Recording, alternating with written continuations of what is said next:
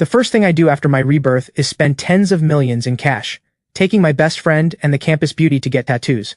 My friend gets Neja on his left arm, True Lord Erlang on his right. The campus beauty gets the mystic lady of the 9 heavens. As for me, Pangu parts the heavens on my chest, 9 dragons dragging the coffin on my back, Tai the Eastern Emperor on my left leg, the great sage equal to heaven on my right. I even mortgage everything for 300 million in cash and buy an abandoned bunker deep in the mountains. Everyone mocks me, calling me a reckless spendthrift, but they have no idea that in 20 days the apocalypse will arrive. Every plant and animal on the planet will mutate into something monstrous. Gentle pets will become bloodthirsty beasts. Roadside plants will turn into meat grinders. Humanity will plummet from the top of the food chain to rock bottom overnight. Only those with tattoos can awaken extraordinary totem power. Right now, there are exactly 20 days until the blood moon descends. I don't hesitate for a second. I dial my private attorney. Attorney Zhang immediately takes all my assets worth over $1 billion. Stocks, properties, luxury cars, and pledges them all to an international underground bank. That's right, all of it. I only want cash. Even at 30 cents on the dollar, I need 300 million in cash sitting in my account within 2004 hours.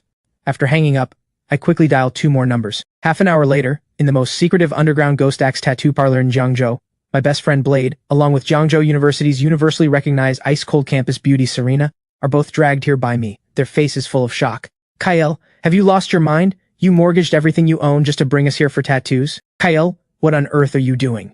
If this is because Vanessa broke up with you and you snapped, you really don't need to destroy yourself like this. I look at them both, my voice more serious than it has ever been. Serena, Blade, there's no time to explain. If you still trust me, then just listen to me today. Seeing the look in my eyes, so grave it's almost unrecognizable, they both clench their teeth and nod in agreement. I turn to the rugged old master inside the parlor and slap a bank card loaded with 1 million down on the table. Master, I've got a big job for you. I point at Blade. Give my brother Neja on his left arm, True Lord Erlang on his right. Then I turn to Serena. Full back piece, the mystic lady of the 9 heavens.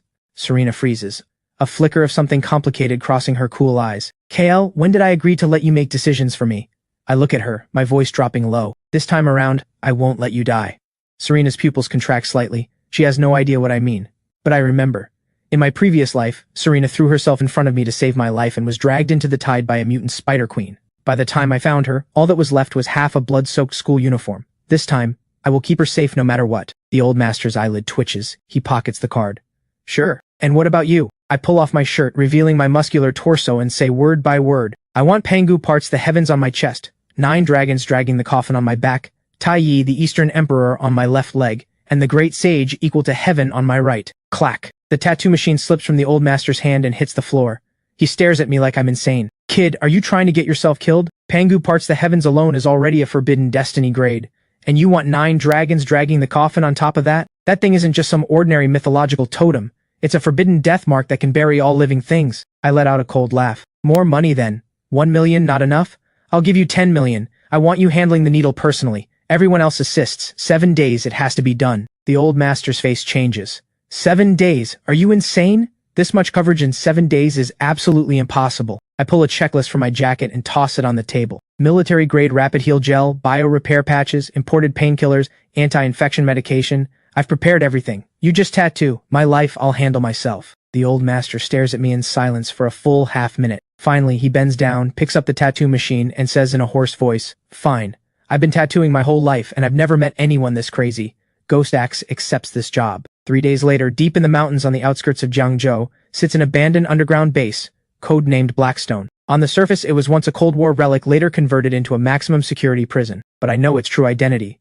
A sealed underground command center from a bygone era. The main structure, energy wells, ventilation shafts, and water reserves are all still intact. What I'm paying for isn't building from scratch. It's rebooting, reinforcing, and completing the weapon systems. Over these 3 days, I only visit Blackstone Base once in person, signing contracts, inspecting the structure, confirming the energy wells and ventilation are operational. Everything else, I leave to my attorney and the construction crew. After all, the real-time sink isn't buying the base.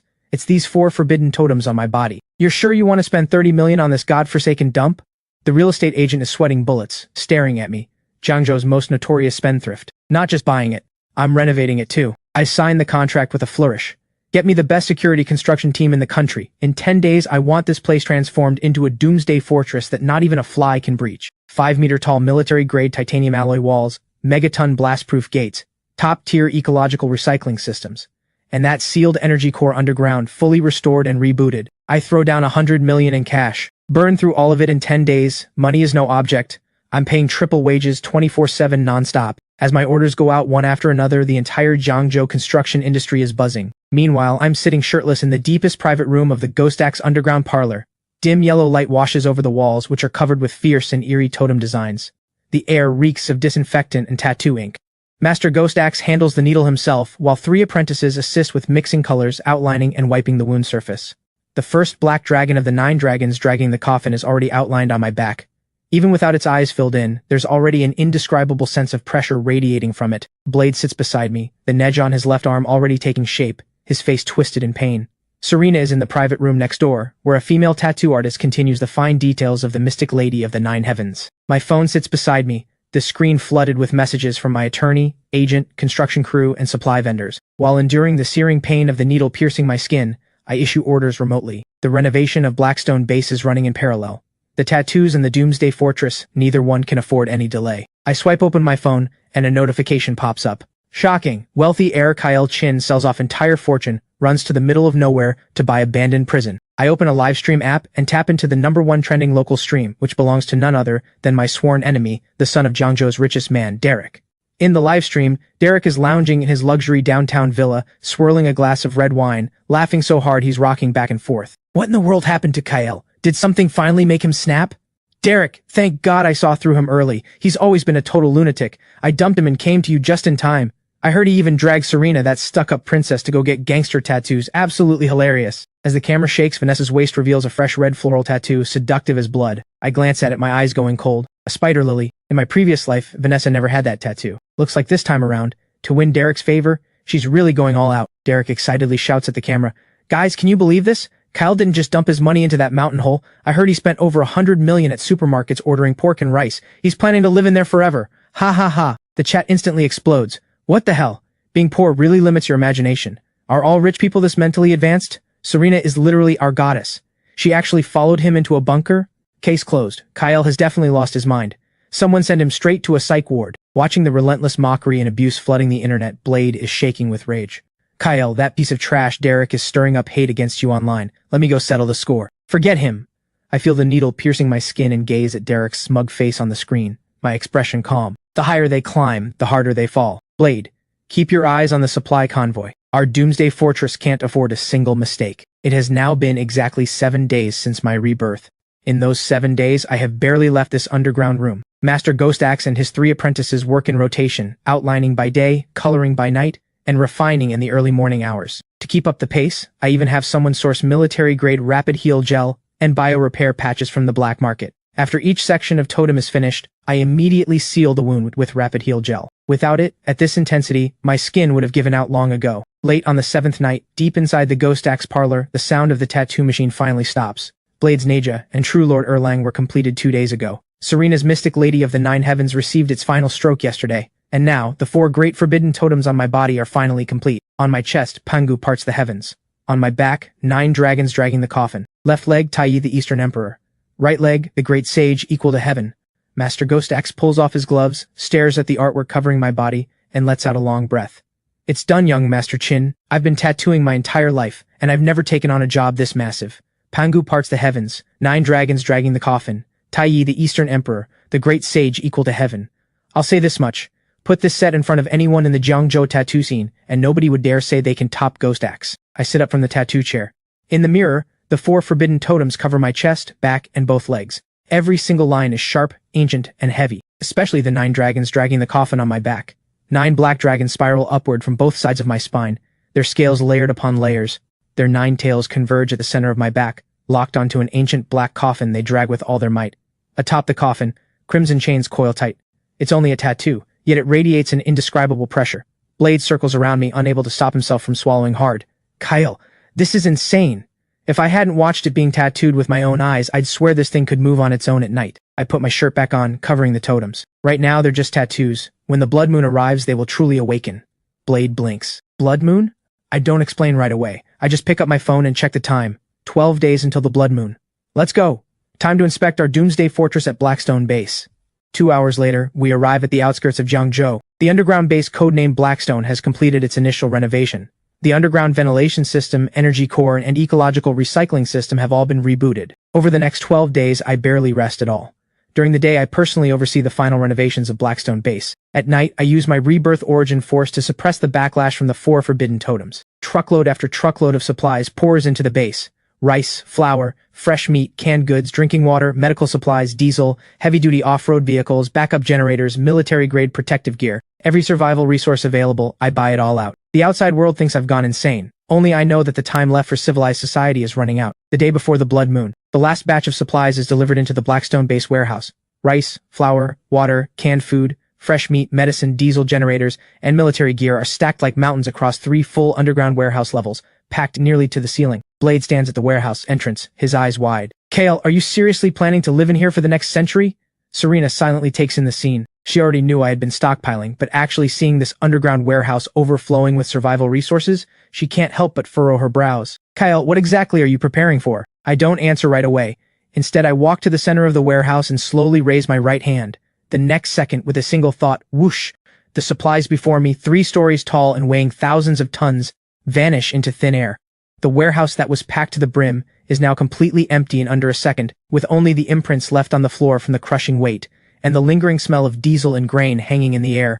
Blade is frozen in place. He blinks once, rubs his eyes, then bolts to the middle of the warehouse, spinning 3 circles around the empty floor. What the hell? He whips around to face me, his voice cracking. Kale, where's the stuff? An entire warehouse of stuff. I blink once and thousands of tons of supplies are just gone? No way, there's not even a trap door. Are you doing magic tricks? Serena's reaction isn't as dramatic as Blade's, but her typically cool and composed eyes have clearly lost their calm. She walks up to me slowly, staring at my right hand. Kale, what is going on? I pause for a moment. At this point, there's no point hiding it anymore.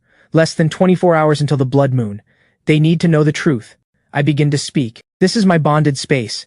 It's connected to certain changes that have happened to me. I still don't reveal everything about my rebirth, not because I don't trust them, but because saying too much now would only add to their mental burden. I continue. All you need to know is that this space can store massive quantities of supplies, and time inside it is nearly frozen. Food won't spoil, medicine won't expire, diesel, weapons, metals, all of it can be preserved indefinitely. Blade's jaw drops. So all that hoarding wasn't to fill up a warehouse, it was so you could carry it all with you? Exactly. Kyle, what else are you hiding from us? Tomorrow night, the blood moon. Tomorrow at midnight, the moon in the sky will turn blood red. Right after that, black fog will surge from beneath the earth and sweep across the entire planet. Every animal and plant will mutate violently. Cats and dogs will become man-eating monsters. Plants will devour the living. Cities will lose all order within hours. Human civilization will collapse in a single night. The warehouse falls deathly silent. Blade's lips move. This time he doesn't crack a joke, because the sight of thousands of tons of supplies vanishing into thin air has already shattered everything he thought was possible. Serena doesn't argue either, she just stares hard at me. Proof? What you just saw is proof enough, and so are the tattoos on your bodies. Serena instinctively glances toward her own back. I continue. The blood moon's energy will activate the tattoos on human skin, turning them into real totem divine avatars. Ordinary designs can only awaken the lowest level of physical enhancement. Savage beast designs can awaken beast transformation abilities, but mythological totems can awaken true divine avatars. The older and more complete the totem, the stronger its destiny grade, and the more terrifying its power after awakening. So you had me get Neja and Erlang tattooed to keep me alive? Your Neja and True Lord Erlang are both top-tier mythological totems. As long as you survive the Blood Moon Awakening, you'll be stronger than the vast majority of the awakened. Then I turned to Serena. Serena, your mystic Lady of the Nine Heavens is a high-level divine avatar with offense, defense, purification, and battlefield communication. In the apocalypse, toxic contamination and mind-invading mutant beasts will only grow more common. Your totem is critical. So you sold everything. Bought Blackstone Base, stockpiled supplies, brought us here for tattoos. None of it was on impulse. You knew something was coming all along. Yes. The shock on Serena's face slowly fades, replaced by tension. Blade's expression shifts instantly. Wait, Kyle, what about my parents? They're still at the auto shop in the South District. Easy, I've already sent people to get them. What did you just say? I show him the live feed from the convoy. A black armored SUV has pulled up outside South District Old Street. The doors open and 2 bodyguards in tactical gear escort a middle-aged couple into the vehicle. The man is short, dark-skinned, his hands covered in years of grease stains from working on cars. Blade stares at the screen, his eyes going red in an instant. I explain. I told them Blackstone Base needs maintenance and logistics staff. I contacted your parents ahead of time. They don't know about the apocalypse. They think I'm hiring them for a well-paid gig at the base for a few days. The convoy arrives in 20 minutes. Blade's lips tremble. For a long time, he can't speak. In my previous life, after the blood moon fell, Blade had fought desperately to get back to the South District to save his parents. But South District Old Street had already been overrun by swarms of mutant rats. All he ever found was his father's broken wrench and his mother's old apron she could never bring herself to throw away. After that, Blade had killed mutant beasts like a man possessed, until the beast tide finally took him too. This time, I won't let them go through that pain again. I pat his shoulder. Relax, your parents. This time I've got them covered. Blade lowers his head. His shoulders tremble slightly. After a long moment, he finally looks up, eyes rimmed red. Kyle, thank you. I smile. Serena watches this scene in silence, then asks softly a moment later, what about my father? Academician Jiang is safe right now. You know my dad? Jiang Chengyuan, academician of the Dragon Nation Energy Research Institute. 2 weeks ago, the military brought him into the underground base beneath the capital to work on a top-classified energy core project. That's one of the safest places in the Dragon Nation right now. As for your mother, I hesitate. Serena's mother had passed away from illness years ago. It's a wound that never fully healed. She doesn't press further. She just nods gently. I understand. I look at both of them, my voice dropping. Starting now, Blackstone base is on total lockdown. Do not leave the base. Blade draws a deep breath and nods. Serena slowly presses her hand against the mystic lady of the 9 heavens on her back. I lift my gaze toward the night sky beyond the base. Everything is ready. All that's left is the storm itself. The next morning, inside the Blackstone base underground living quarters, Blade's parents have been settled into the safest living pod. Shu Jiangguo served in the military when he was young. He doesn't know what's about to happen, but after seeing the defensive capabilities of Blackstone base, he senses right away that something is off. He doesn't ask questions. He just pats Blade on the shoulder and says one thing. Follow Mr. Chin. Do good work. Gilan, meanwhile, has been busy in the kitchen all morning, insisting on making us a full batch of dumplings. Blade eats with tears welling in his eyes, though he keeps forcing a smile. Before the apocalypse hits, getting one last hot, home-cooked meal is a luxury most people will never have again. Last night, I stored the final batch of supplies into my bonded space. The last 10-ton titanium alloy gate of Blackstone base was sealed shut before dawn.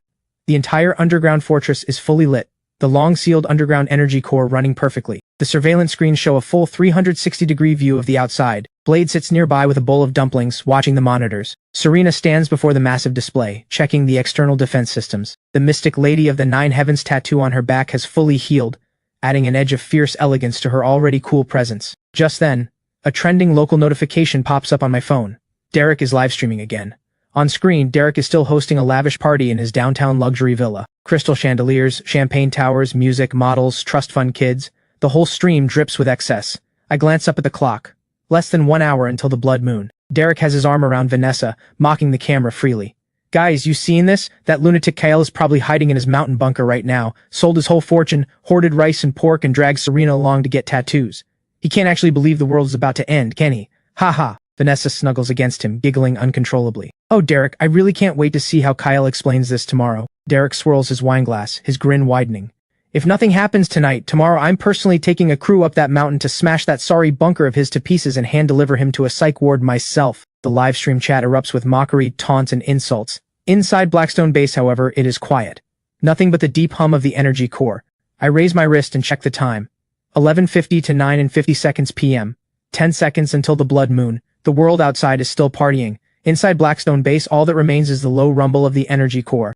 10 seconds later, I set down my fork and knife. The countdown hits 0. A deep, ancient hum reverberates through the air, and the entire blue star shudders violently. In the live stream, Derek's arrogant laughter cuts off mid-breath. Because outside his villa's floor-to-ceiling windows, the bright white moon has turned a sinister, blood-soaked crimson in an instant, like a bleeding eyeball staring down at the world. And then, thick, impenetrable black fog erupts from deep underground, engulfing all of Jiangzhou in seconds. What the hell? What is that thing? The moon actually turned red. In the stream, Derek is so stunned, he doesn't even notice his wineglass shattering on the floor. Bark, bark, bark, roar! Suddenly on the livestream, the purebred toy poodle in Vanessa's arms unleashes a bone-chilling roar. In front of hundreds of thousands of viewers, the poodle's body inflates like a balloon, sprouting black bone spurs all over, its eyes turning blood red, its gaping jaws filled with razor-sharp fangs. The mutant poodle lunges at Vanessa. Its razor claws slash across her shoulder, slamming her to the ground. The camera shakes violently. Screams pierce through the speakers. Derek, save me! Vanessa's face goes white. She reaches desperately toward Derek, but Derek has already lost all composure. He stumbles backward, even kicking away Vanessa's outstretched hand, scrambling up the stairs on all fours. Vanessa collapses on the floor, her shoulders soaked in blood, her whole body shaking. Derek, save me! But the only answer is the sight of Derek's back, fleeing in panic. The mutant poodle growls and closes in again, its crimson eyes locked on her. In the stream, the chat is scrolling in a frenzy. Somebody save her! Derek just ran! He literally said he loved her! Now he just abandons her! It's over! She's done for! The hope in Vanessa's eyes dies bit by bit, replaced by bitter resentment and fury. Just as the monster is about to pounce, the red spider lily tattoo on her waist suddenly ignites with an eerie blood-red glow. Phantom red petals silently bloom beneath her, and a cold, sickly sweet fragrance fills the air. The mutant poodle's movements freeze. As if it has caught the scent of something deeply dangerous, a flicker of fear appears in its crimson eyes. Vanessa slowly raises her head. Deep within her pupils, a field of blood-red flowers blooms, radiating an unspeakable chill. Why? Why do even you abandon me? Derek has just reached the stairwell when he hears those words. His body locks up. He turns around and sees spider lilies blossoming silently beneath Vanessa. The petals coil around the mutant poodle's limbs like living things. The beast that was vicious moments ago is now trembling on the floor, trapped in a waking nightmare. Vanessa steadies herself against the wall and stands up, inch by inch. The wound on her shoulder is covered by red floral patterns. An eerie smile creeps across her pale face. The live stream chat absolutely explodes. Holy crap! She awakened. Flowers are blooming from her body. What kind of power is this? This is way too freaky. The next second, the screen cuts to black. The stream goes dead. I stare at the dark phone screen, a cold smirk forming on my lips. The spider lily of the underworld. It blooms in the land of the dead, and those who see it never find their way back. This time around, Vanessa has chosen a fitting destiny for herself. Kyle, it's chaos out there. Blade stares at the city footage on the surveillance screen, his voice trembling. Stop watching. Hold yourselves together. I spin around and bark the command. Because at this very moment, the blood moon's energy has pierced through 100 meters of rock and reached us. Blade and Serena let out pained groans simultaneously. The blood moon energy surges into their bodies like boiling magma, flooding their systems. On Blade's left arm, the Neja, Marshal of the Three Altars tattoo erupts with blazing fire, while on his right arm, the third eye of true Lord Erlang snaps open, radiating golden light in every direction. On Serena's back, the mystic lady of the Nine Heavens totem transforms into a cascade of divine silhouettes that lift her entire body into the air. Her once cool and distant aura now sacred and untouchable. They have awakened. And the blood moon energy crashing into me is 100 times what they're feeling. Boom! I rip my jacket apart with one hand. The Pangu tattoo on my chest explodes with blinding dark gold light.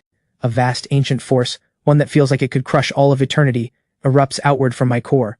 Then, a wave of tearing agony rips through my back, and 9 deep dragon roars thunder through the depths of the bunker. The 9 dragons dragging the coffin totem on my back, under the flood of blood moon energy, fully awakens. 9 pitch-black dragon shadows slowly emerge from behind me. Their bodies are massive, their scales ice-cold, their crimson dragon eyes opening all at once. They drag a black coffin that hovers behind me. Atop the coffin, crimson chains pull taut link by link. An indescribable wave of forbidden pressure instantly sweeps through the entire underground fortress. Blade goes pale and stumbles back several steps. Even Serena's mystic lady of the Nine Heavens divine avatar trembles slightly, as if instinctively sensing a threat. On my left leg, the Tai, the Eastern Emperor totem, ignites with true solar flame, as if it could incinerate the heavens. On my right leg, the great sage equal to heaven projects a phantom of surging battle intent. Indestructible war body, immune to all forces. All 4 supreme divine avatars awaken at this very moment. But I quickly force down the conflict between them. 4 forbidden totems are too powerful. Right now, I can't wield them all without consequence. Pangu governs raw power. 9 dragons dragging the coffin governs suppression and annihilation. The Eastern Emperor governs flame. The Great Sage governs the war body. Each time, I can only choose one. Just then, violent impacts slam against the outer titanium alloy gate. On the surveillance screen, mutant boars and wolves from the mountains are tracking the scent of living humans and ramming the gate. Kyle, the mountain beasts have mutated. Blade grips the 3-pointed, double-edged blade manifested from his true Lord Erlang divine avatar, his eyes blazing with fighting spirit. I crack my neck, my bones thundering like explosions.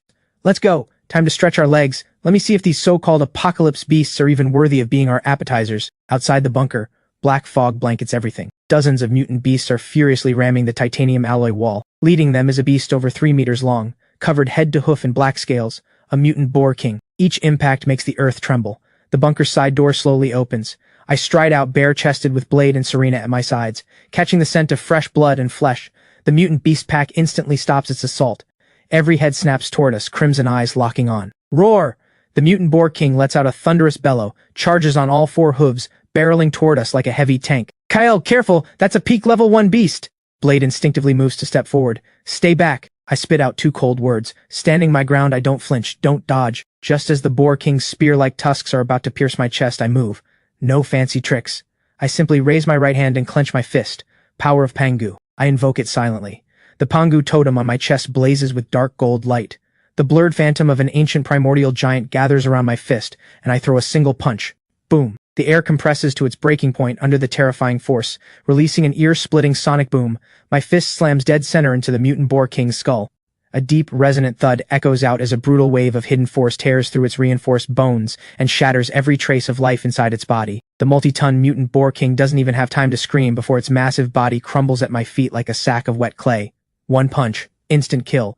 A peak level 1 beast king. Then, 9 deep dragon roars rumble from my back. The 9 dragons dragging the coffin phantom materializes behind me. 9 black dragons slowly open their crimson eyes, dragging that ancient black coffin across the void. 9 dragon suppression. The moment the words leave my mouth, the coffin phantom shudders, and a wave of pressure that seems to rise from the deepest abyss instantly blankets the entire mountainside. The lesser mutant beasts don't even have a chance to resist. They are crushed flat against the ground, their bones cracking under the unbearable weight. In just 10 seconds, every last one of the dozens of mutant beasts is wiped out. Blade watches, completely stunned. Kale, this is absolutely insane. Serena stands behind me, even her cool eyes flashing with shock. I don't explain. I just walk to the mutant boar king, raise my hand, and slice open its skull. A thumb-sized crystal glowing with faint red light appears in my palm. The apocalypse's most essential hard currency, a crystal core. The corner of my mouth lifts. The first harvest of the apocalypse is mine. I store the crystal core into my bonded space. As it enters, I can clearly feel the bonded space vibrate faintly. The expansion is tiny, but it's real.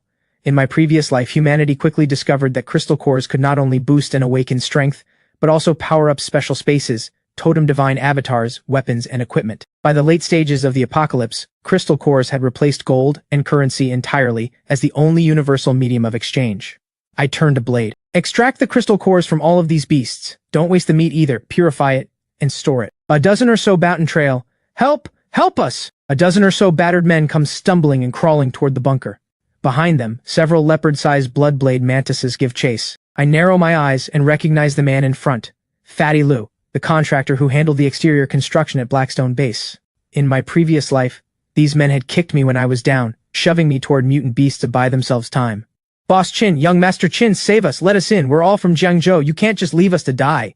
I stand there staring at him coldly. Leave you to die? A chill flashes in my eyes. In my previous life when you threw me to the wolves, did you ever think about us all being from Jiangzhou? Fatty Lou freezes. Of course he has no idea what I'm talking about. But he can read the look in my eyes. It's not the look of someone who saves people, it's the look of someone watching a dead man. I slowly raise my right hand. My bunker doesn't take out the trash. The words drop, I snap my fingers, and the titanium alloy perimeter wall instantly erupts with devastating high-voltage current. The bloodblade mantises at the front are instantly blasted away by millions of volts. Fatty Lou collapses to the ground in terror. Young Master Chin, I was wrong, I was really wrong. I don't spare him another glance. I won't slaughter the innocent, but I won't save my enemies, and I will kill the wicked. I turn and walk back into the bunker. The massive titanium alloy gate slowly closes. The screams outside are swallowed by the black fog. Day 3 since the blood moon. The outside world has become a complete hellscape. Downtown is littered with wrecked cars and rubble. Mutant strays the size of cattle roam the streets in packs, hunting survivors. But inside the Blackstone bunker, the rich aroma of butter hot pot fills the air. Blade is eating with grease all over his face. Cal, if the apocalypse is going to be like this every day, I honestly could get used to it. Serena shoots him a look. Try saying that outside. Blade shuts up immediately. I take a sip of ice-cold beer, leaning back on the couch. Just then, a shrill alarm cuts through the air. Warning. Perimeter defense has detected a large number of heat signatures approaching. I casually pull up the giant surveillance screen. On the mountain road about a kilometer out, a massive dark crowd is heading this way. At least 500 to 600 strong. They're armed with machetes, steel pipes, and more than a few are carrying automatic rifles. Leading them is a bare-chested, bald brute with a vicious face. A lifelike, blood-red python tattoo coils across his body. Dragon Wu, the boss of the Azure Dragon Gang. In my previous life, Dragon Wu had used his S-Class blood python totem to terrorize everyone in the early days of the apocalypse. Never thought this time around, he'd set his sights on me. On the surveillance feed, Dragon Wu shoulders a cleaver and roars toward the gate. Listen up, you coward hiding in there. I know you've got enough food to last a lifetime. Open the gate now, hand over the supplies and the women. I'm in a good mood so I might let you live, otherwise I'll blow this sorry turtle shell to bits today. These scumbags actually dare to come after Serena? I chuckle. No rush. I spent tens of millions on this defense system. Might as well hear it sing. Outside, Dragon Wu waits for a while, gets no response, and flies into a rage. I give you an inch and you take a mile. Fire. Blow that damn gate open. 3 rocket-propelled grenades streak through the air on trails of fire and slam into the gate. Kaboom! The explosions thunder across the night sky. The Azure Dragon Gang thugs erupt in excited cheers. Did that crack it open? Ha ha ha, some doomsday fortress. In front of our boss Dragon Wu, it's nothing but a tin door. But then, as the smoke clears, every single grin freezes in place. The silver-gray titanium alloy gate stands exactly as it was. Not even a visible scratch. Dragon Wu's face darkens. Keep firing. But right at that moment, the armored panels above the wall slide apart. Click, click, click. 12 six-barrel Gatling guns rise from hidden compartments, their dark barrels locking mercilessly onto the crowd below. Inside the control room, I raise my glass and speak calmly. The external speakers crackle to life. This is Blackstone Base, private property. Leave immediately, or face the consequences. Dragon Wu laughs. Private property. I'm the law now. Charge. I set down my glass. Open fire. The next second, rat-tat-tat-tat-tat-tat. All 12 Gatling guns open fire at once. Heavy caliber armor-piercing rounds weave into an impenetrable metal storm. The mountain road is instantly lit up by muzzle flashes. Azure Dragon Gang thugs drop in waves. In just 30 seconds, the area outside the bunker is a field of screaming wounded. Over 200 gang members are out of the fight. The rest scramble backward in panic. I sit in the control room expressionless. In the apocalypse, some people don't deserve saving. Cease fire. I press the stop button. Outside, the Azure Dragon Gang that had numbered 5 to 600 is now less than half that. I'll skin you alive for this. Dragon Wu rises to his feet, drenched in blood. His body is coated in a thick layer of blood-red scales. As an S-class blood python awakened, his vitality and defensive power are extraordinary. Conventional firepower truly can't kill him. Awakened members, start digging tunnels. If I don't get the people inside that bunker killed today, I swear I'm not human. Several gang members with pangolin tattoo awakenings immediately activate their abilities and start burrowing into the ground. I watch the surveillance feed coldly. Fools with a death wish. Blade, Serena, hold the fort. I'll go take out the trash. The titanium alloy gate slowly opens. I walk out alone. Dragon Wu sneers. Finally coming out to die? Boys, get him. The remaining 200 plus thugs see that I'm alone and rush forward, emboldened by numbers, weapons raised. I stand my ground and slowly lift my left leg. The Tai, the Eastern Emperor totem, blazes with blinding dark gold light. A wave of terrifying heat, hot enough to scorch the heavens and melt all things, erupts from my core. True solar flame! I stomp my foot down. Boom! A sea of golden fire surges outward like a tidal wave. The dozens at the front are blown off their feet the instant the golden flames touch them. The ground is scorched black. Steel weapons melt into liquid iron. The overwhelming heat forces everyone into a wild retreat. They don't even have the right to get close to me. With just one strike, over 200 thugs are completely broken. Only Dragon Wu remains, standing alone in the open, his legs giving out beneath him as he crashes to his knees. Monster! What kind of monster are you? I walk toward him, step by step. Scared now? Too late. Dragon Wu kneels there, watching me close in, his mental defenses shattered. Impossible! I'm an S-class awakened. I can't lose to you. Madness flashes through his eyes. He bites through his own tongue and sprays a mouthful of blood onto the blood python tattoo on his chest. With an inhuman shriek, Dragon Wu's body begins to warp. His bones stretch and elongate wildly. Scales engulf his skin. His entire body transforms into a serpent over 20 meters long, as thick as a water tank. A terrifying blood python. S-class totem. Full beast form awakening. I'll swallow you whole. The blood python opens jaws wide enough to gulp down a car and lunges straight at me. The stench of blood hits my face. Gravel flies into its gaping maw. You think being big makes a difference? I scoff and drive my right leg forward. Great Sage equal to heaven, indestructible war body. The Great Sage totem on my right leg blazes with golden light. An untamable, heaven-shaking surge of battle intent erupts skyward. The next second, a layer of brilliant golden light coats my entire body. My bones thunder and my blood burns like magma. Behind me, a battle phantom slowly materializes, clad in golden chainmail armor and crowned with the phoenix wing golden crown. The instant those golden eyes snap open, even the black fog overhead seems to split apart. The blood python lunges in for the kill. I don't retreat. I charge forward, launching myself like a cannonball into the sky. Wham! My foot stomps down on the blood python's lower jaw, forcing its massive head backward. The blood python shrieks in agony, its colossal body thrashing wildly, trying to throw me off. But I stand firm on top of its skull, my feet rooted like they're nailed to a mountain. Not an inch of movement. The blood python roars in fury, its massive tail whipping toward me. As the tail sweeps through, every boulder and tree in its path explodes on contact. I raise my right hand. The Great Sage phantom behind me mirrors the movement. In the empty air, a long staff burning with golden battle intent slowly takes form. Ancient patterns light up across the staff inch by inch. The golden cudgel. The instant my fingers close around the cudgel phantom, an indescribable violent battle intent surges through every fiber of my being. Freeze! I swing the staff in a horizontal arc. Boom! The golden cudgel phantom and the blood python's tail collide head-on. The air shatters. The shockwave rips outward like a hurricane. The tail that could have smashed an armored vehicle is, under this one swing, battered so hard its scales crack and shatter, sent flying backward. For the first time, fear appears in the eyes of the blood python that was once Dragon Wu. Impossible! I'm an S-class blood python.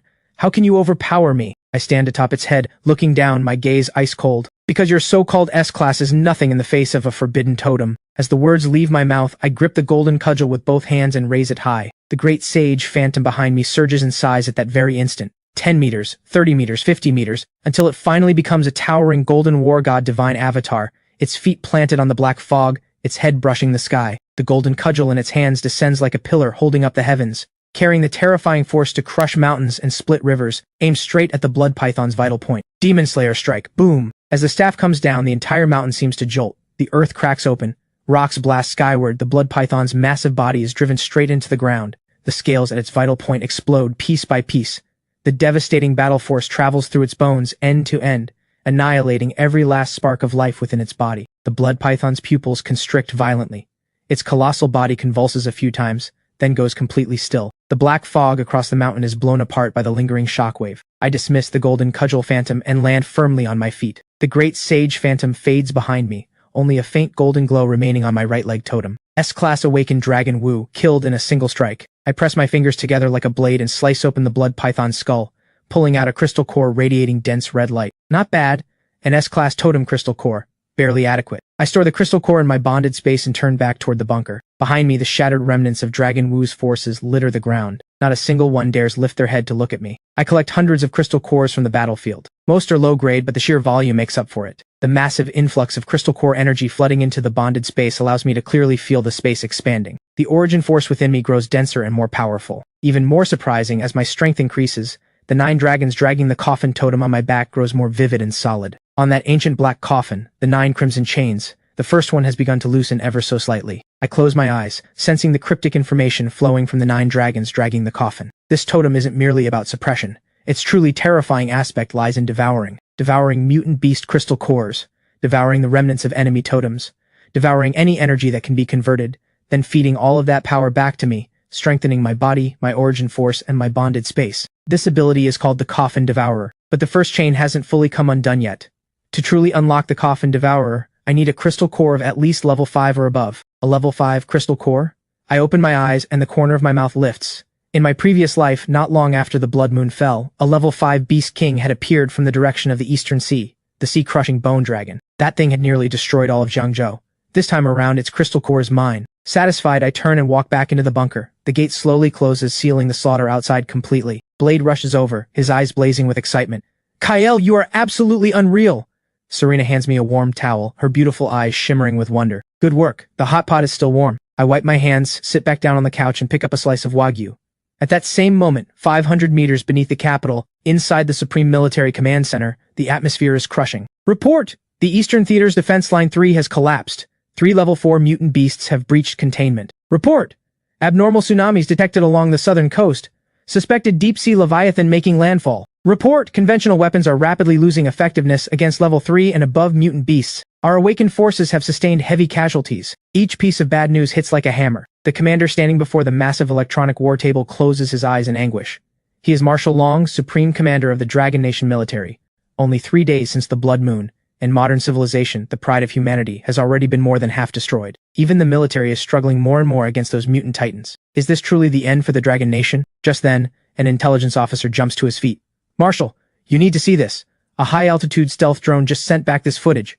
On the main screen, the image zooms in rapidly. It shows a mountain fortress enclosed by titanium alloy walls. Outside the fortress gate, the surrounding forest has been torn open by fire and bullet impacts, littered with vehicles and weapons abandoned by the fleeing Azure Dragon gang. And in the center of the frame, a shirtless young man stands alone on the mountain road outside the fortress. Before him is a terrifying blood python over 20 meters long and as thick as a water tank. The serpent is covered in dark red scales, its massive serpentine eyes filled with madness, its colossal body coiled among the trees like a monster crawled up from the abyss. That's an S-class awakened beast form. Marshal, should we deploy nearby units for support? Too late, the distance is too great. By the time our troops arrive, the fight will be long over. But the very next second, the entire command center falls deathly silent. On screen, the young man's right leg suddenly erupts with brilliant golden light. A defiant golden war god divine avatar materializes behind him. The avatar wears golden chainmail armor and the phoenix wing golden crown, its golden staff pressing down on the void itself. Even through the drone footage, everyone in the room can feel the overwhelming battle intent that seems to sweep across heaven and earth. What kind of totem is that? An intelligence officer murmurs. No one answers. Because on the screen, the battle has reached its most staggering moment. They watch as the young man steps onto the blood python's skull, grips the golden staff phantom with both hands, and the golden war god divine avatar behind him surges in size. 10 meters, 30 meters, 50 meters. until it stands nearly as tall as the mountains themselves. The next second, the golden staff slams down on the blood python's vital point. Even through the screen, every person sees the entire forest jolt.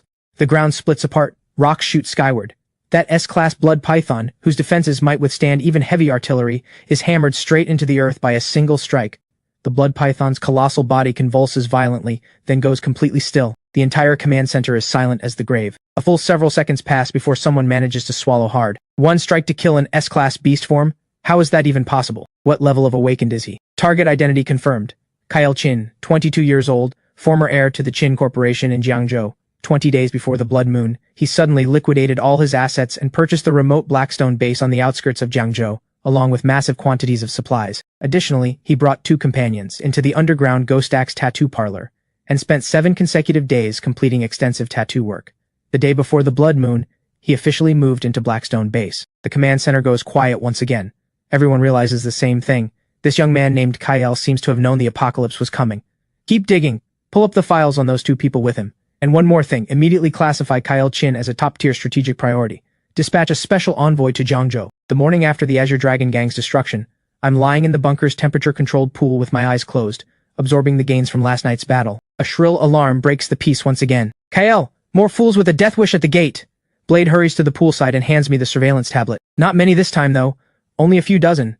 But the one in front looks familiar. I take the tablet and glance at the feed, a cold curve forming on my lips. On screen, a few dozen ragged, crude weapon-wielding thugs are making their way up the mountain road toward the bunker. The man at the front, despite the grime covering his face and his gaunt, hollowed-out appearance, I recognize instantly. The son of Jiangzhou's wealthiest man, my sworn enemy from my past life, Derek. On the night the blood moon fell, he had been live-streaming from his downtown villa, scared off by that mutant poodle. I never expected he would actually survive the early days of the apocalypse, clinging to his A-class Cerberus totem on his back. Over the past few days, downtown has become a hunting ground for mutant beasts. His hillside villa has been flattened. He survived by sacrificing dozens of bodyguards as bait, fleeing all the way here. He knows full well that the only truly safe place in all of Jiangzhou is my mountain bunker.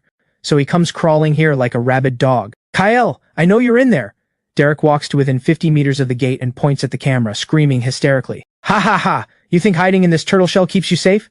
I've awakened the power of the Hellhound. I'm the strong one now. Today I'm smashing your gate down and taking all your supplies. Watching Derek screech like a clown on the screen, I stand up from the pool and casually grab a towel to dry off. An A-class totem, and it's already gone to his head like this. Kale, let me handle him. No. The grudge from my past life, I'll settle it personally. Open the gate. Click. The massive titanium alloy gate slowly swings open. I step out alone, walking out of the bunker. Kyle, you finally dare to show your face. With these few dozen worthless grunts you brought along, you actually think you can take my supplies? I glance at the thugs behind him, their legs trembling with fear. My face is pure contempt. To deal with you, I alone am more than enough. Kyle, look who I brought. The crowd slowly parts. From the black fog, a graceful figure emerges. She wears a blood-stained red dress, her skin deathly pale, her features still exquisite, except now her eyes carry a sinister crimson glow. On her bare waist, a blood-red spider lily tattoo slowly blooms. Translucent red petals float behind her, their fragrance spreading through the air, hauntingly seductive. Vanessa. She's alive. Not only alive, but she has awakened a totem, the spider lily of the underworld. The thugs around her stare, their eyes glazing over. Some even drop to their knees, crawling toward her as if their souls have left their bodies. Vanessa gently raises her hand. A blood-red vine drapes from her fingertip and coils around one thug's neck. The thug doesn't even struggle. Instead, a blissful smile spreads across his face. The next second, his complexion drains to ashen gray. His entire body goes limp, as if all his life force has been drained. A spider lily blooms slowly from his chest. Vanessa closes her eyes in satisfaction, color returning to her pale face. Kyle, surprised. I've awakened too. Derek stands behind her, his face twisted in a cold, sinister grin. Kyle, aren't you supposed to be all-powerful? Vanessa is now an A-class psychic type awakened. Her spider lily fragrance can control over a dozen awakened at once. I want to see if you can bring yourself to strike the woman you once loved. Vanessa lets out a soft laugh and slowly walks toward me. With each step, a blood-red spider lily blooms beneath her feet. The fragrance in the air grows thicker and thicker. In a daze, the black fog around me fades. The world before my eyes shifts. I'm back in my previous life. Beast tides rage. The blood moon hangs overhead. I lie in the ruins covered in blood. A mutant Cerberus closes in step by step, and Vanessa kneels beside me, weeping like a broken flower. Kyle, I was wrong. I should never have left you. I should never have trusted Derek. If I could do it all over, I'd stay by your side. She reaches out, trying to touch my face. Her voice is gentle, laced with heartbreaking nostalgia. Kyle, forgive me, won't you? I watch her calmly. The next second I laugh. Vanessa, your illusion is pathetic. The weeping Vanessa kneeling before me freezes mid-expression. I take one step forward. Boom. The 9 dragons dragging the coffin erupts from my back. 9 pitch-black dragon shadows snap open their crimson eyes all at once. The ancient black coffin hovers behind me. Atop it, crimson chains quiver. A vast forbidden pressure crashes down from above. The ruins, the beast tide, the blood moon, the weeping Vanessa, all of it shatters like breaking glass, piece by piece. Reality snaps back. Vanessa's face goes white. She stumbles back a step, blood trickling from the corner of her mouth. The spider lily phantom behind her shakes violently, petals wilting one by one. Impossible! She stares at me in disbelief. My underworld fragrance reaches the deepest obsession in a person's heart. How can you have no reaction at all? Obsession. I look at her coldly. You think you deserve to be my obsession? The color drains from Vanessa's face instantly. That line cuts deeper than any attack. She bites her lip, panic flickering in her eyes. Kyle, you used to love me. You're just still angry at me, right? Right? She suddenly shifts her expression. Tears well in her eyes. She gazes at me, pitiful and fragile. I admit I made mistakes before, but I didn't know the apocalypse was coming. I thought you'd really lost your mind. Kale, just let me into the bunker and I'll come back to you. I'm an A-class awakened now. I can help you. I can control survivors for you. I'm useful to you. Vanessa, you treacherous witch. You just said you'd help me kill him. Vanessa whips around and shrieks. Derek, shut your mouth. If you hadn't humiliated Kyle on that livestream, if you hadn't dragged me along to mock him, how would I have ended up like this? When you ran, did you even look back at me once? What right do you have to judge me? Derek is shaking with rage. I watch them tear each other apart, feeling nothing but boredom. In my previous life, I had actually been killed by these two people. How laughable. Kyle, I was wrong. I truly know I was wrong. Give me one more chance, please. She reaches for my wrist, but before her fingers make contact, an invisible wave of pressure blasts her away. I look down at her, my voice calm. You don't regret anything. You just realize that Derek can't protect you, and that I'm stronger than he is. Vanessa's body jolts. The tears freeze in her eyes. I raise my right hand. Behind me, the black coffin phantom cracks open a sliver. A tendril of pitch-black chains slithers out, lashing onto the spider lily totem on Vanessa's waist in an instant. The spider lily is beautiful when it blooms. Too bad it bloomed in the wrong place. As the words leave my mouth, the coffin chains tighten violently. Vanessa lets out an agonized scream. The sea of blood-red flowers behind her collapses. Countless spider lily phantoms wither in the air. The totem power inside her is forcibly suppressed by the 9 dragons dragging the coffin. Her once sinister red pupils rapidly return to normal. She crumples to the ground as if every ounce of strength has been drained. My power! Kyle, you sealed my power! She looks up at me in despair. You might as well kill me! Kill you? You're not even worth a second move. Derek stares at the now powerless Vanessa. Not a trace of pity in his eyes, only venom. Useless! Can't even entrance one man! Vanessa stares at him in disbelief. Derek, what did you just say? Derek kicks the ground beside her, snarling. If it weren't for you, you jinx, how would I have ended up like this?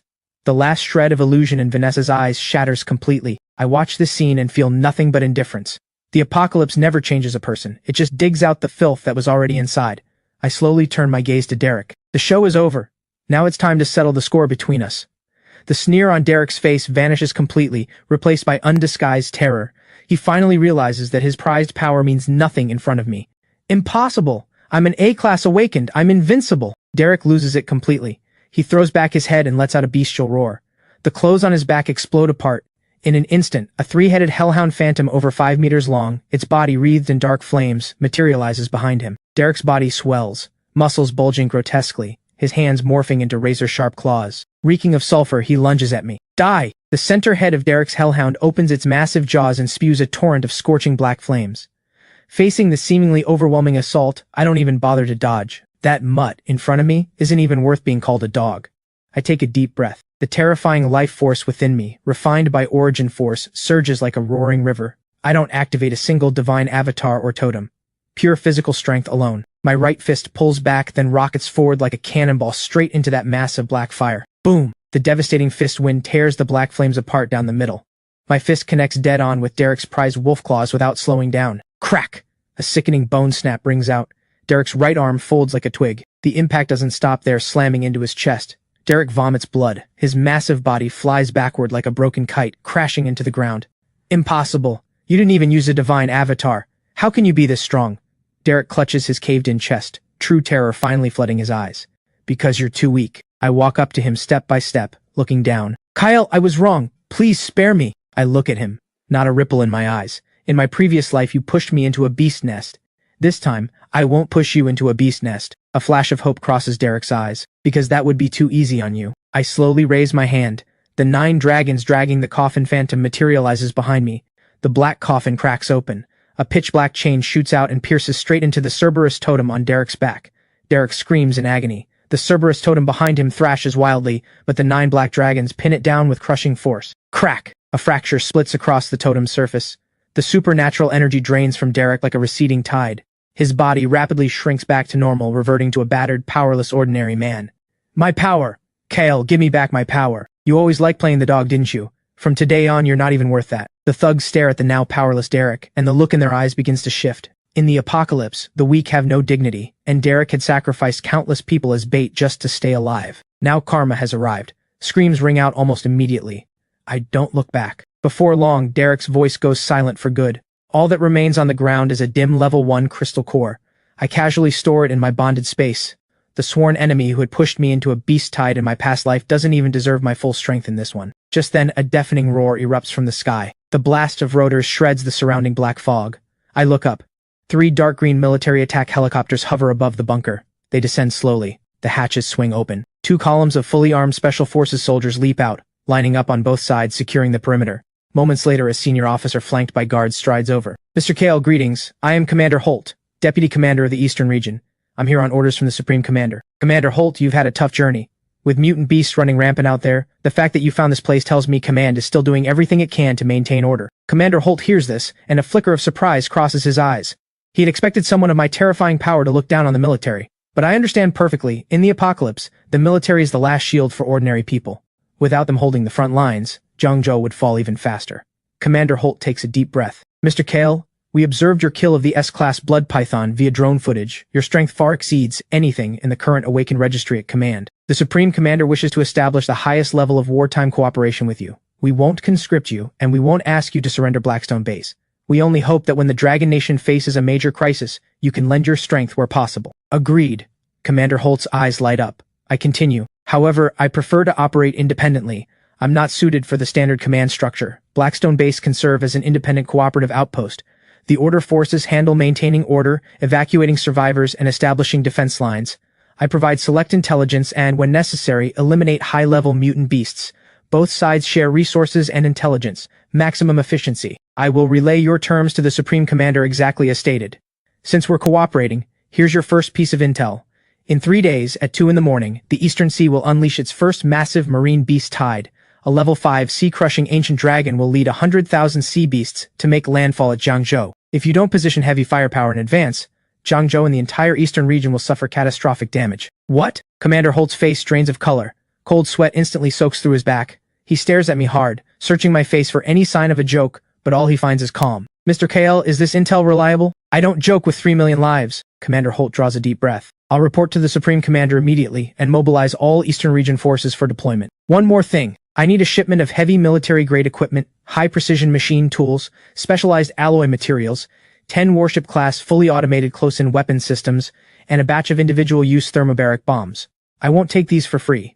In exchange, all future intel on high-level mutant beasts will go to the military first. These are strategic assets. I'll need Marshal Long's approval, but personally I believe the deal is well worth it. Agreed. Mr. Kale, thank you for your willingness to cooperate. The military holds humanity's last line. I'll handle what you can't handle yet, each to their own role. Mr. Kale, I'll deliver those words to the Supreme Commander personally. Watching Commander Holt board the helicopter and depart, my gaze darkens. A level 5 Beast King. That's exactly the key to unlocking the first chain of the 9 dragons dragging the coffin. The sea-crushing ancient dragon's crystal core is mine. 3 days fly by in the blink of an eye. Several heavy transport helicopters deliver the specialized machine tools, close-in weapon systems, and thermobaric bombs to the bunker entrance. Commander Holt sends word that the remaining strategic supplies will be shipped in batches. I store every last piece into my bonded space. The bunker's defense rating skyrockets once again. The 4th day, before dawn, I sit in the control room's wide leather chair, a steaming cup of black coffee in hand. Kale, it's pouring outside. And the rain, why is it black? Blade stares at the screen, brows locked tight. I take a sip of coffee, my gaze deep. It's begun. At nearly the same moment, on the eastern coastal defense line, Commander Holt stands inside the forward command post, eyes locked on the radar screen. A tsunami of red dots surges toward the coastline. Cold sweat streams down his face. Kyle's intel was real. The eastern sea beasts are making landfall. Open fire! All units, open fire! Do not let them breach the city. 3 million survivors are behind us. The heavy artillery positions erupt with deafening thunder. Countless shells streak toward the coastline on trails of fire, lighting up the pitch-black sky bright as day. But then, the moment the flares go up, every frontline soldier is overcome with despair. On the ocean surface, hundreds of thousands of mutant sea beasts charge through the waves, mutant giant crabs the size of armored vehicles, amphibious fishmen bristling with venomous spines, sea serpent swarms moving at blinding speed, charging straight through artillery fire. In less than 10 minutes of engagement, the first defense line is completely shredded. "Commander, we can't hold, there are too many. The line is collapsing across the board." Commander Holt draws his sidearm, his eyes burning red. "Notify all units, even if we all die today, we will protect the civilians." Kaboom! Just as the military braces for its final stand, the ground shakes violently. An indescribable wave of terrifying pressure rolls in from the deep sea. All 3 million survivors hiding in Jiangzhou's ruins and basements feel a crushing pain in their chests simultaneously, as if a mountain is pressing down on their hearts. Even breathing becomes a struggle. What is that thing? Commander Holt looks up at the distant sky in despair. The dense black fog is torn apart by a pair of enormous bone wings. A beast over 100 meters long, its body wreathed in deep-sea phosphorescence, slowly descends from the clouds. Its eyes are like 2 enormous red lanterns, radiating the cold breath of death. A level 5 beast king, the sea-crushing ancient dragon. In the early days of the apocalypse, a level 5 mutant beast is synonymous with invincibility, a world-ending catastrophe capable of effortlessly destroying an entire city. Roar! The sea-crushing ancient dragon unleashes a roar that shatters the clouds.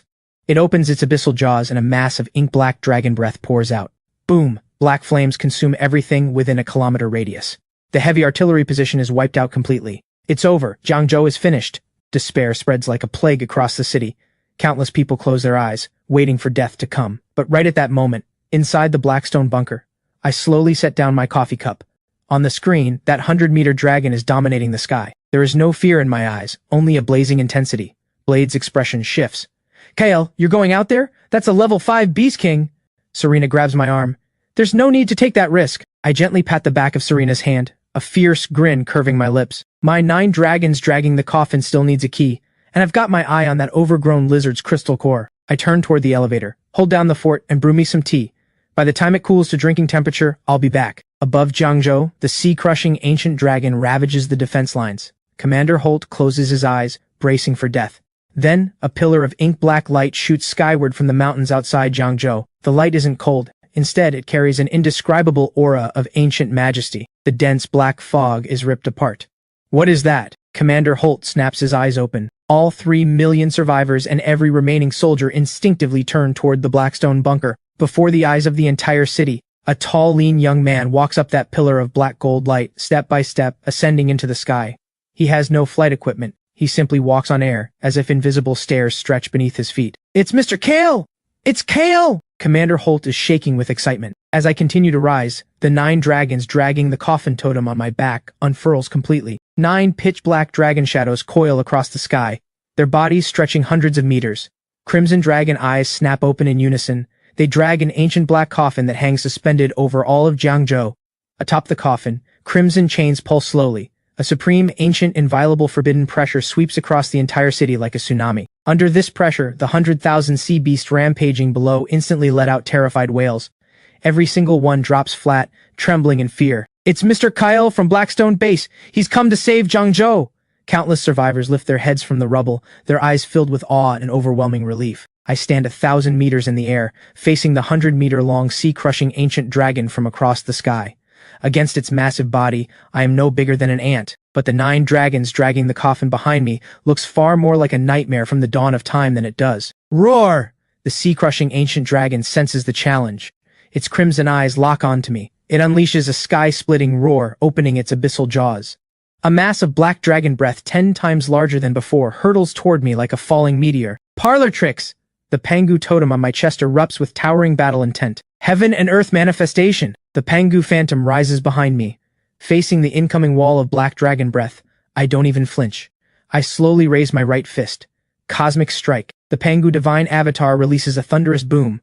A thread of heaven-splitting force coils around my fist. The next second I take 1 step forward. The instant my fist meets the black dragon breath, the entire sky looks as if it's been torn open. The black flames are ripped apart down the middle by the dominating heaven-splitting force, splitting into 2 waves of fire that roar past me on both sides. The fire waves crash into the ruins below, scorching 2-kilometer-long trenches of blackened earth, while I stand between the twin walls of flame, my body utterly unmoved. The Pangu phantom behind me slowly raises its head. What was once faint now solidifies.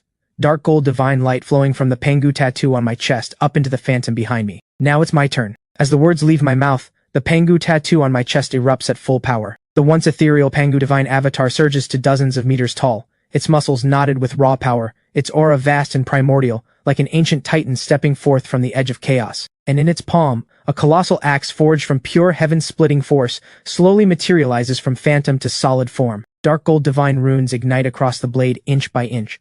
I slowly raise my right hand. The Pangu divine avatar simultaneously lifts the heaven-splitting axe. Man and avatar move as one. The sea-crushing ancient dragon seems to sense its own death approaching. For the first time, fear surfaces in its crimson eyes. It beats its wings frantically, trying to pull away. But the moment the Pangu divine avatar locks on, the black fog around it seems to freeze solid. I take one step forward, my voice like thunder. Pangu, part the heavens! My right hand cleaves downward. The Pangu divine avatar swings the heaven-splitting axe in the same instant. A dark gold arc of axe light hundreds of meters long tears through the black fog, as if splitting the entire night sky in half. The sea-crushing ancient dragon thrashes desperately, but it's too late.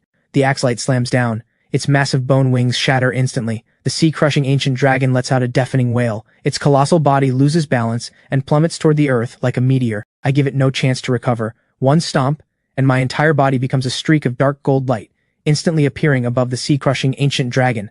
The Pangu divine avatar moves in perfect sync. I clench my fist. The Pangu divine avatar grips the heaven-splitting axe with both hands and raises it high. The dragon struggles to lift its head, its crimson eyes filled with sheer terror. My voice is ice cold. Shatter! I drive my fist down. The heaven-splitting axe in the Pangu divine avatar's hands cleaves down with it. Boom! The axe strikes the sea-crushing ancient dragon's skull dead center. The terrifying heaven-splitting force floods through its reinforced bones into its body. The earth shudders violently. A massive crater dozens of meters deep is blasted into the outskirts of Jiangzhou. Rocks and debris blast skyward. The sea-crushing ancient dragon's colossal body is driven deep into the crater floor. The light in its crimson eyes fades rapidly. The Pangu divine avatar slowly recedes. The dark gold divine light dissipates bit by bit. I stand at the crater's edge, the afterglow of the Pangu tattoo still lingering on my chest. The level 5 overlord, the sea-crushing ancient dragon, is dead. The battle ends too fast. So fast that no one can even process what happened. From the moment I ascended to transforming into a colossal titan and slaying the dragon, the entire process takes less than 3 minutes. The black fog clears. Crimson moonlight falls once more. I release the heaven and earth manifestation. My body returns to normal size, and I land steadily on the massive dragon skull. I press my fingers together like a blade and slice open its cranium, extracting a crystal core the size of a basketball, pulsing with dense black gold radiance. A level 5 crystal core. Feeling the vast ocean-like energy sealed within, I store it in my bonded space with satisfaction. Below, the 100,000 sea beasts, without their beast king, collapse entirely, retreating into the ocean like a receding tide. Jiangzhou is saved. Mr. Kyle, thank you Mr. Kyle for saving 3 million people. The chorus of gratitude thunders across the Jiangzhou night sky like a tidal wave. I stand atop the dragon's skull, the black gold crystal core in my hand. I don't bask in the gratitude. I simply look at Commander Holt and speak calmly. Commander, no need for that. If the Order forces hadn't held the beast tide head-on last night, Jiangzhou might not have lasted until I arrived. Commander Holt blinks. I continue. This battle wasn't won by me alone. The soldiers who died on the front line saved this city too. Commander Holt's eyes redden slightly. Behind him, more than a few officers lower their heads. I store the crystal core in my bonded space. Now prioritize evacuating survivors and repairing the defense lines. The sea beasts retreated, but it's only temporary. The real disaster is still ahead. Rest assured, Mr. Kale. The Order forces will hold Jiangzhou steady. If any mutant beast level 5 or above appears, notify me immediately. I'll handle the high-level beasts. With that, I say nothing more. Black gold light flashes behind me, and I transform into a streak of light, soaring back to the Blackstone bunker. The gate slams shut. I return to the control room, pick up the cup of tea from the table, and take a sip. The temperature is perfect. Deep in the lowest level of the Blackstone bunker, inside the core power chamber, I sit cross-legged on a meditation cushion, holding the level 5 sea-crushing ancient dragon crystal core. Its energy dwarfs the S-class blood python crystal core by at least 100 times over. Even the military's most powerful awakened would explode on the spot if they tried to absorb it directly. Without hesitation, I press the crystal core against my chest and drive my origin force to its limit. Boom! Violently wild, ice-cold black energy surges in, like a burst dam, flooding through every limb and every vein. Black frost crystallizes across my skin, my bones groan under the strain. Trying to backlash me? A dead lizard doesn't have that right. I let out a cold scoff. The Pangu divine avatar on my chest snaps its eyes open. Its dominating heaven-splitting force instantly suppresses the black energy, crushes it, then converts it into the purest origin force flooding back into my body. At the same time, the 9 dragons dragging the coffin totem on my back begins to burn. 9 black dragons seem to slither beneath my skin. On that ancient coffin, the first crimson chain vibrates wildly. Crack! A faint fracture echoes deep within my soul, and then, the first crimson chain snaps. Boom! An indescribable torrent of black gold energy pours out from the coffin. Before my eyes, an infinite expanse of darkness stretches out.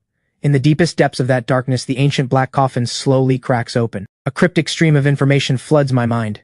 9 dragons dragging the coffin. First lock released. Ability unlocked. Coffin Devourer. From this moment on, I can actively devour mutant beast crystal cores, residual energy from beast carcasses, and a portion of the origin force from suppressed totems. All of this energy will be refined by the black coffin and fed back into my body, bonded space, and all 4 divine avatars. In other words, as long as there are enough prey, I will only grow stronger with every battle. As the sea-crushing ancient dragon crystal core is fully refined, my physical realm breaks through naturally. I reach peak level 5, the bonded space expands once more. At the far edges of what was once a boundless void, an ink-black region appears. It feels like a projection of the coffin itself, silent, deathly still, and unfathomably deep. I have a faint premonition that as more chains of the 9 dragons dragging the coffin are unlocked, this dark zone will become something far more terrifying than the bonded space itself. I slowly open my eyes. Every bone in my body cracks like rolling thunder. Coffin Devourer. Not bad. From this moment on, every mutant beast is nothing more than fuel. The next morning, inside the Blackstone Base underground training hall, I sit cross-legged on the alloy floor and slowly open my eyes. After devouring the sea-crushing ancient dragon crystal core, the life force within me has multiplied several times over. The first chain of the 9 dragons dragging the coffin is now open. The Coffin Devourer ability has fully integrated into my body. From now on, ordinary crystal cores offer diminishing returns. To keep growing stronger, I need to hunt higher-level mutant beasts, level 4 at minimum. Blade walks in, his eyes burning with eagerness. Kale, last night you solo killed a level 5 dragon. Serena and I barely got to do anything. If this keeps up, we're really going to become dead weight. Serena walks in from the other side. She is changed into a black tactical suit, her long hair pulled up high. A rare fighting spirit glows in her cool eyes. I need real combat too. Just stacking levels with crystal cores won't give me true mastery of my power. I look at them both and nod. That's exactly what I was about to say. Blade's true Lord Erlang and Neja are both top-tier combat totems. Serena's Mystic Lady of the Nine Heavens is an even more versatile high-level divine avatar, combining offense, defense, purification, and battlefield coordination. Their potential is immense, but in the apocalypse, potential doesn't equal combat power. True warriors are forged in mountains of beast corpses. I stand up. Then let's go. Blade's eyes light up. Where to? I pull up the military's shared map of the Jiangzhou region on screen. Dense clusters of red dots are scattered across the city ruins and the surrounding mountain forests. Among them, the South Suburban Industrial Park glows the most intensely. The military has flagged it as a high-danger zone, a suspected level 4 beast nest. I point to the area. South Suburban Industrial Park. After the sea beast tide receded last night, a pack of mutant beasts took it over. Military recon drones spotted at least 3 level 4 beasts inside, plus a large number of level 2 and 3 beasts. Blade grins. Perfect hunting ground. Lots of monsters, lots of gains. Serena glances at the map, her tone measured. The industrial park is close to the North District military camp. If those beasts keep spreading, they'll eventually threaten the survivor evacuation routes. So this trip kills 2 birds with 1 stone. We clear a threat for the military while we're at it. I open a channel to Commander Holt. The screen lights up quickly. Commander Holt appears, looking noticeably less strained than last night, though fatigue still lingers in his eyes. Mr. Kale, is there anything you need the military to support? I cut straight to the point. I'm heading to the South Suburban Industrial Park to clear it out. There's a level 4 beast nest there. Commander Holt pauses, then his face brightens. Mr. Kale, that's precisely the area we were about to request reinforcements for. The industrial park contains large quantities of chemical materials. If the beasts destroy them, the toxic gases will spread to the North District camp. If you're willing to act, the military can immediately provide real-time drone surveillance and area lockdown. Agreed. You handle the perimeter containment. Don't intervene inside. I'm bringing Blade and Serena in for field training. Understood. The military will establish a containment line around the perimeter to prevent beasts from escaping. Mr. Kale, please be careful. It's the beasts that should be careful. 10 minutes later, the Blackstone base side gate slowly opens. A modified black heavy-duty off-road vehicle rolls out of the underground garage. Armored plating covers its body, alloy grip teeth line the outer tires, and an automated turret sits on the roof. Blade rides shotgun, rubbing his hands together with excitement. Serena sits in the back seat, the phantom of her mystic heaven sword flickering in her grip. I'm behind the wheel. I floor the accelerator. The engine roars like a beast. The black SUV tears out of Blackstone Base, racing south along the mountain road.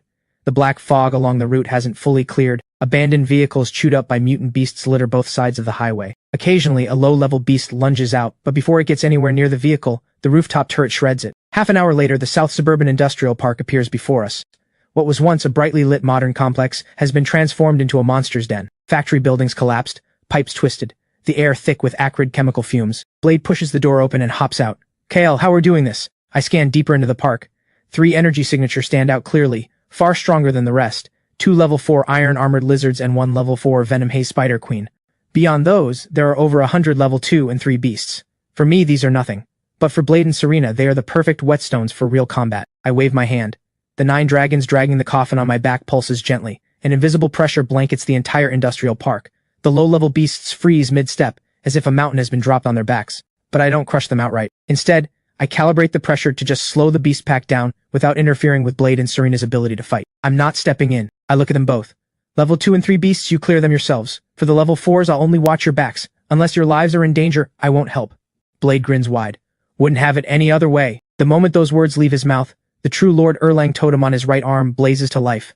An armored, blade-wielding war god phantom slowly materializes behind him. Heavenly eye, piercing sight! Golden light flashes at the center of Blade's forehead. A vertical pupil phantom slowly opens. In an instant, the world around him transforms.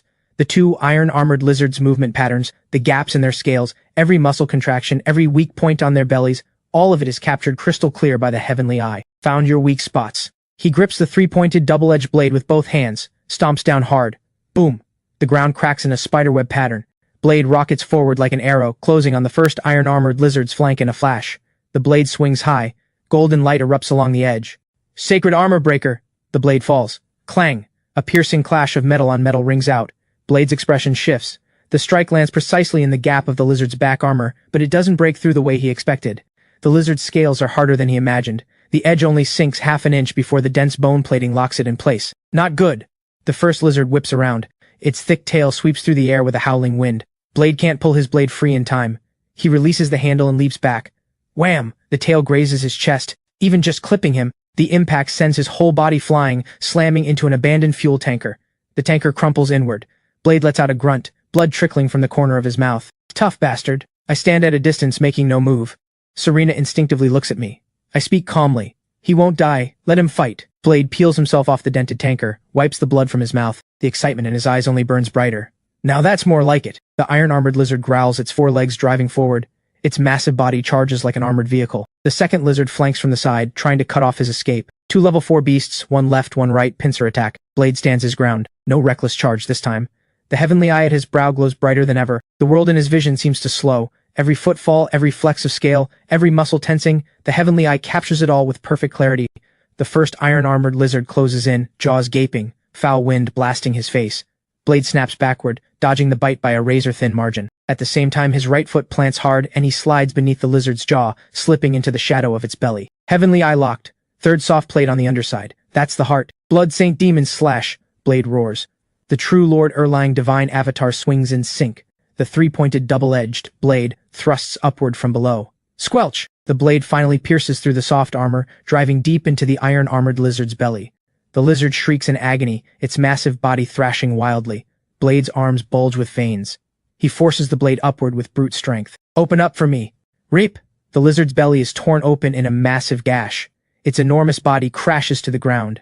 Before Blade can catch his breath, the second lizard charges in from behind, but it doesn't go for Blade directly. Instead, it swerves and rams straight toward a half-collapsed chemical storage tank nearby. Serena's expression shifts. It's trying to blow the tank. If that tank explodes, toxic gas will flood the entire park in seconds. Blade snaps his head up.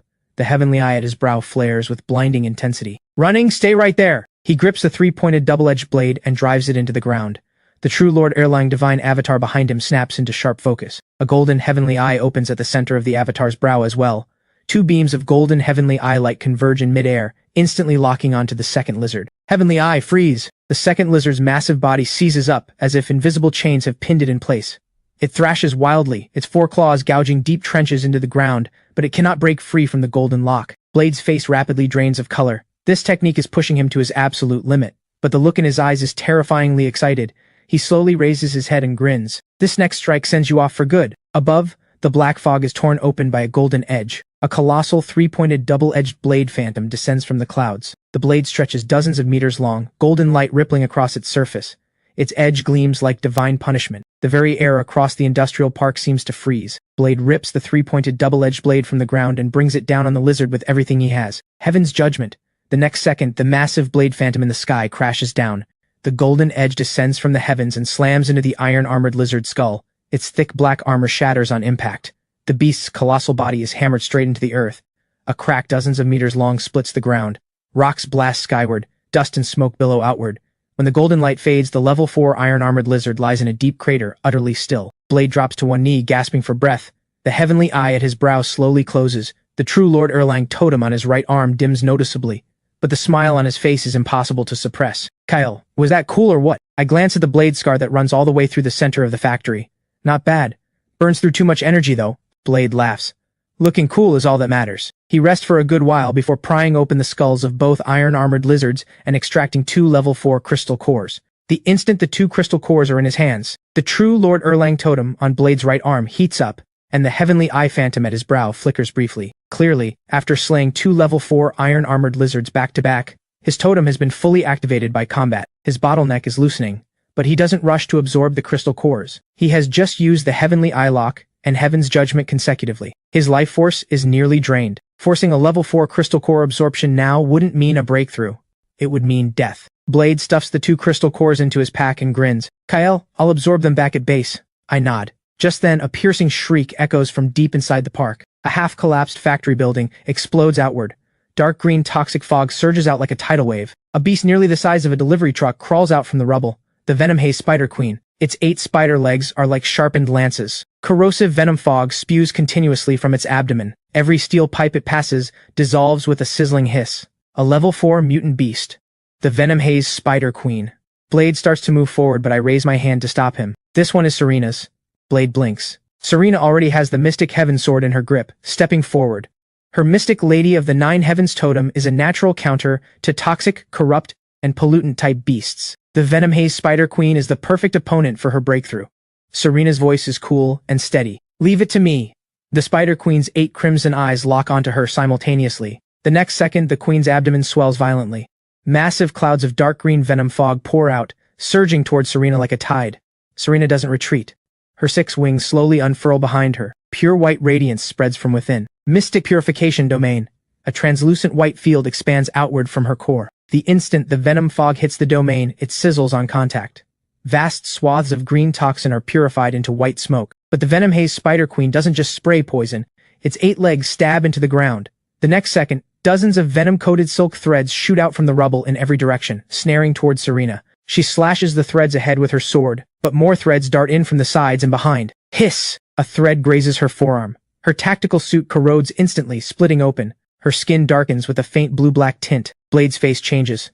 Serena! Serena doesn't turn around. Her left hand presses the wound. The Mystic Lady of the Nine Heavens totem glows with soft white light.